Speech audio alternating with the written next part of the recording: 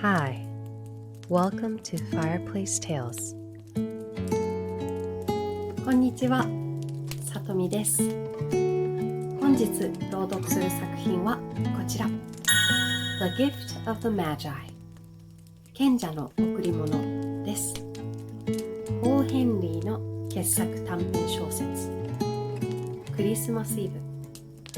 貧しい夫婦は互いに最高のプレゼントを贈ろうとそれぞれが最も大切なものを手放します。切ないほどの愛と自己犠牲を描いた心温まる物語。貧しいながらも互いを思う気持ちが伝わってくる感動的な結末は皆さんの心を打つことでしょう。物語に登場する妻デラと夫ジムの心情の変化に注目しながらぜひ一緒に読んでみましょう。それでは Let's get cozy and may the story begin.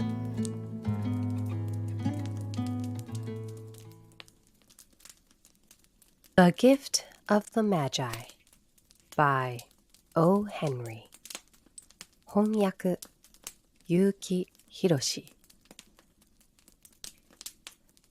$1.87. That was all. And 60 cents of it was in pennies.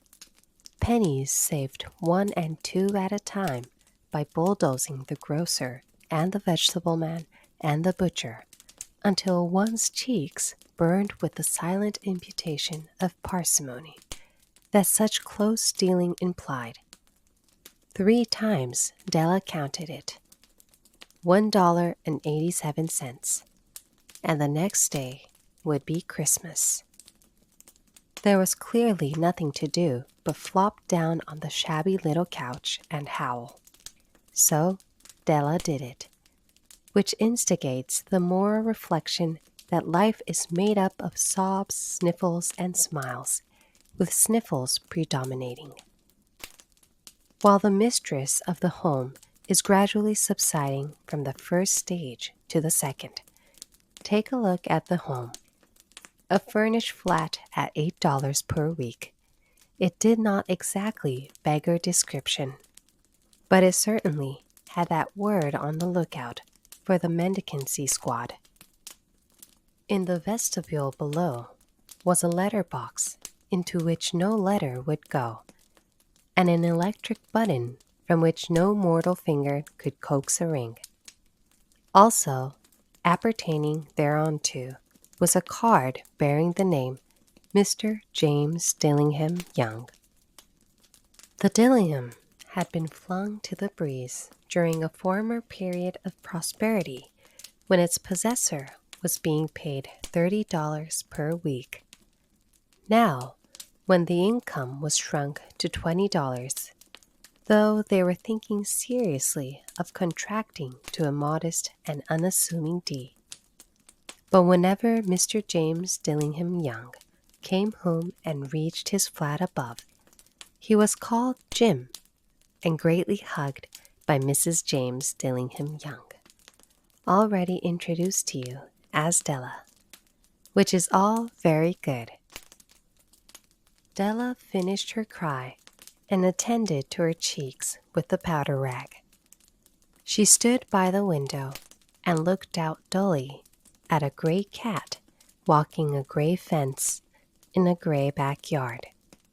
Tomorrow would be Christmas Day, and she had only $1.87 with which to buy Jim a present.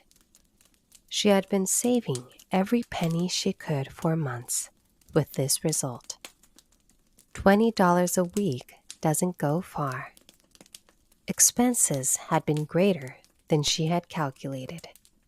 They always are.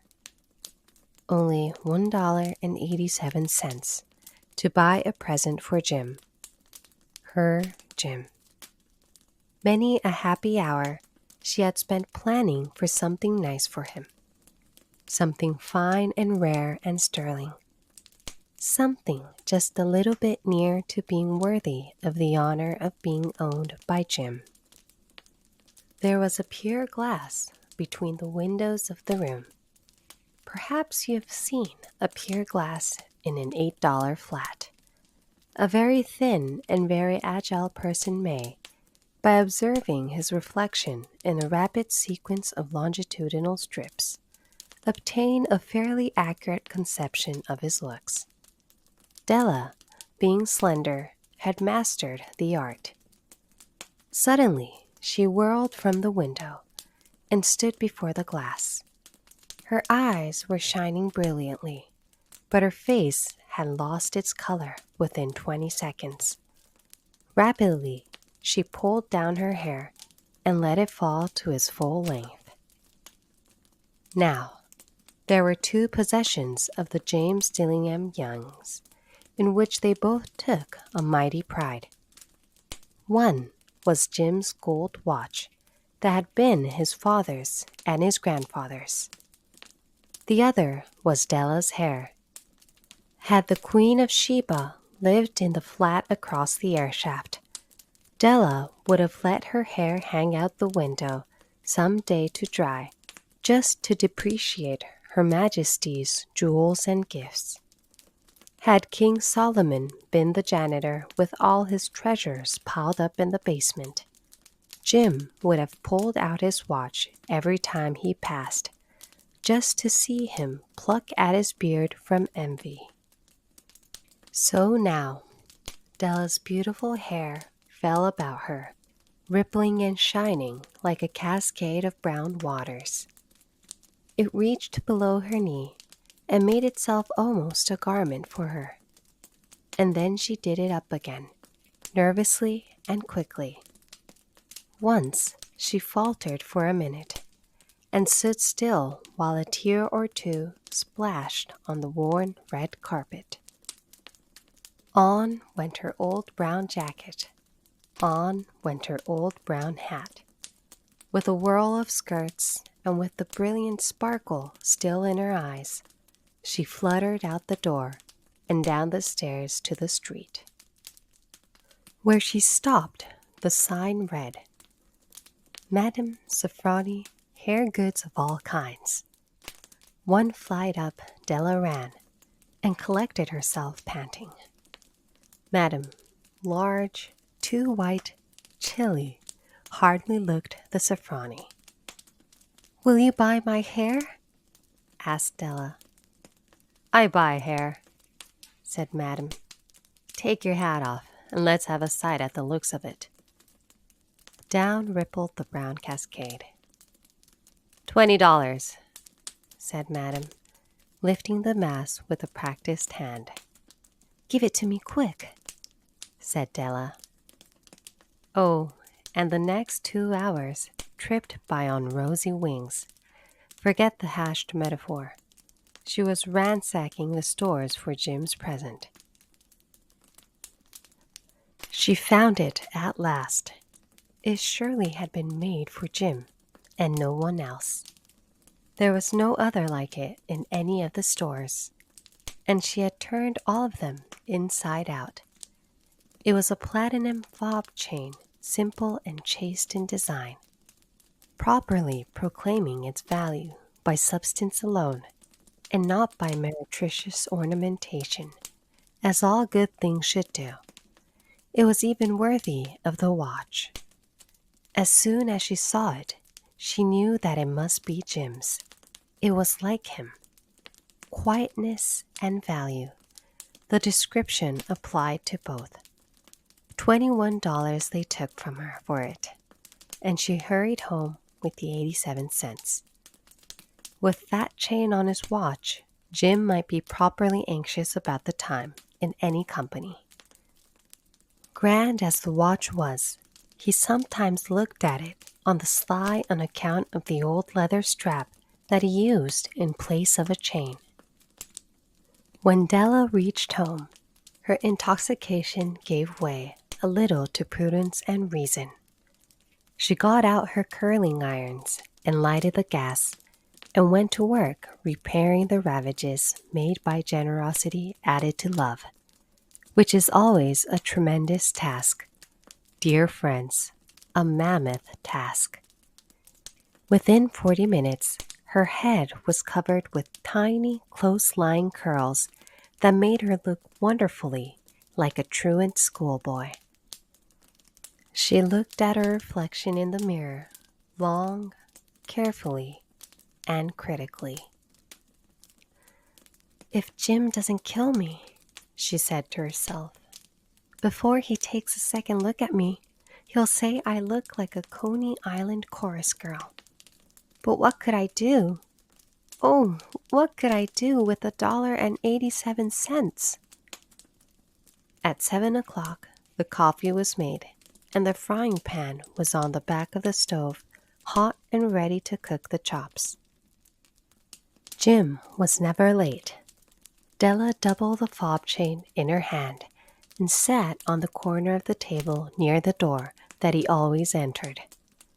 Then she heard his step on the stair, away down on the first flight, and she turned white for just a moment.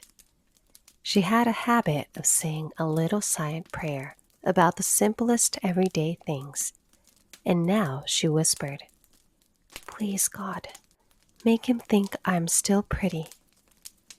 The door opened, and Jim stepped in and closed it. He looked thin and very serious. Poor fellow, he was only 22, and to be burdened with a family. He needed a new overcoat, and he was without gloves. Jim stopped inside the door, as immovable as a setter at the scent of quail. His eyes were fixed upon Della, and there was an expression in them that she could not read, and it terrified her.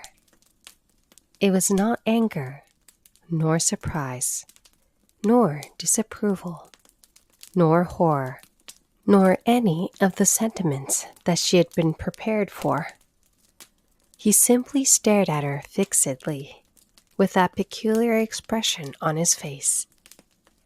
Della wriggled off the table and went for him. "Jim, darling," she cried, "don't look at me that way. I had my hair cut off and sold because I couldn't have lived through Christmas without giving you a present. It'll grow out again. You won't mind, will you? I just had to do it. My hair grows awfully fast. Say Merry Christmas, Jim, and let's be happy. You don't know what a beautiful, nice gift I've got for you." "You've cut off your hair?" asked Jim laboriously, as if he had not arrived at the patent fact yet even after the hardest mental labor. "Cut it off and sold it," said Della. "Don't you like me just as well, anyhow? I'm me without my hair, ain't I?" Jim looked about the room curiously. "You say your hair is gone?" he said, with an air almost of idiocy. "You needn't look for it," said Della. "It's sold, I tell you. Sold and gone too. It's Christmas Eve, boy. Be good to me, for it went for you. Maybe the hairs on my head were numbered," she went on with sudden serious sweetness. "But nobody could ever count my love for you. Shall I put the chops on, Jim?" Out of his trance, Jim seemed quickly to wake. He enfolded his Della. For 10 seconds, let us regard with discreet scrutiny some inconsequential object in the other direction. $8 a week, or $1 million a year. What is the difference? A mathematician or a wit would give you the wrong answer. The Magi brought valuable gifts, but that was not among them. This dark assertion will be illuminated later on. Jim drew a package from his overcoat pocket and threw it upon the table. "Don't make any mistake, Dell," he said, "about me. I don't think there's anything in the way of a haircut or a shave or a shampoo that could make me like my girl any less. But if you'll unwrap that package, you may see why you had me going a while at first." White fingers and nimble tore at the string and paper, and then an ecstatic scream of joy, and then, alas, a quick feminine change to hysterical tears and wails, necessitating the immediate employment of all the comforting powers of the lord of the flat. For there lay the combs, the set of combs, side and back, that Della had worshipped long in a Broadway window. Beautiful combs, pure tortoise shell with jeweled rims, just the shade to wear in the beautiful vanished hair. They were expensive combs, she knew, and her heart had simply craved and yearned over them without the least hope of possession. And now they were hers, but the tresses that should have adorned the coveted adornments were gone. But she hugged them to her bosom, and at length she was able to look up with dim eyes and a smile and say, "My hair grows so fast, Jim."